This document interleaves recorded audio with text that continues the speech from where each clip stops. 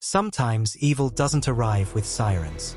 It's already there, quiet, watching, waiting. It began with a whisper into a 911 receiver. He shot Carl, just walked up and shot him. Then he went back inside like nothing happened. The call came at 6:43 a.m. on an otherwise still summer morning in Perry County, Pennsylvania. The woman on the line was crouched behind her kitchen counter, afraid to move, staring out at her neighbor's lifeless body sprawled in the driveway. The shooter? Another neighbor. A man she had seen almost every day, David Keller. A quiet loner. No criminal record. No reason to suspect he was anything more than a withdrawn man living out his days on Hollow Creek Road. But by the time the sun fully rose, Keller had not only killed one man. He had triggered a violent ambush that would nearly claim the lives of two Pennsylvania state troopers. State troopers Michael Harrow and Lisa Donnelly from the Bloomfield Barracks were dispatched at 6:57 a.m. They had been on duty for less than an hour. The call came in as a possible shooting. No sirens. No alarms. It was routine, or at least, it should have been. By 7:05 a.m., their cruiser rolled slowly down Hollow Creek Road. Carl Donovan's body was visible in the driveway. No movement. No noise. Just a house in the background, still, with curtains drawn. Trooper Harrow stepped out and began approaching the scene. Donnelly scanned the farmhouse. Then the silence shattered. Gunshots exploded from an upstairs window. Harrow dropped to the ground, hit 3 times, bleeding heavily. Donnelly dove behind the cruiser, returning fire through the windshield while calling for backup. Bullets tore into the car like a machine's teeth. It wasn't random. It wasn't panic. This was a trap. He planned this, Donnelly later told investigators. He knew exactly what he was doing. And he waited for us. David Keller was a puzzle with pieces hidden in plain sight. He had lived on Hollow Creek Road for nearly 2 decades. He didn't speak much, didn't cause problems. Some neighbors said he was just quiet.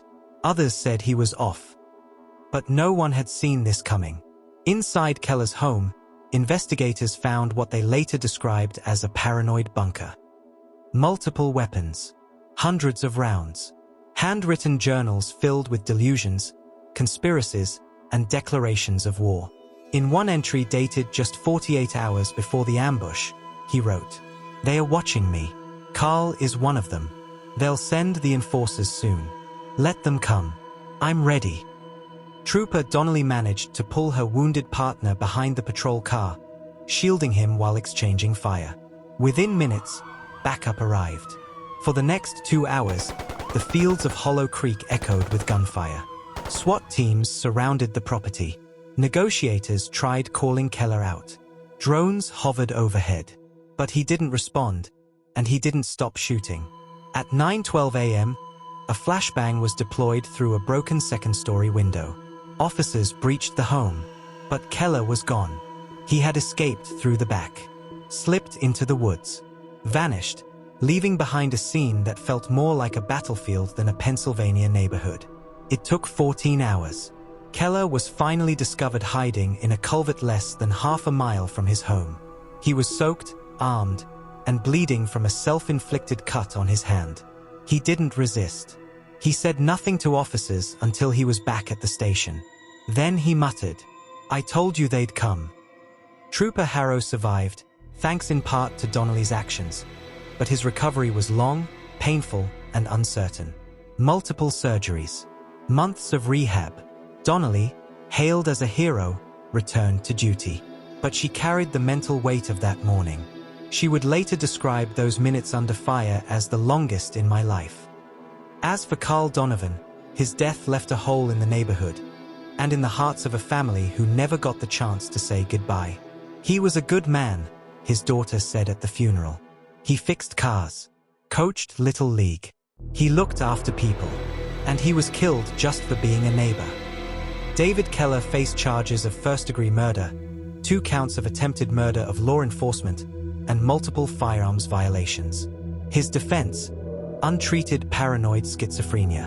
The prosecution, premeditated execution. The journals, the planning, the ambush.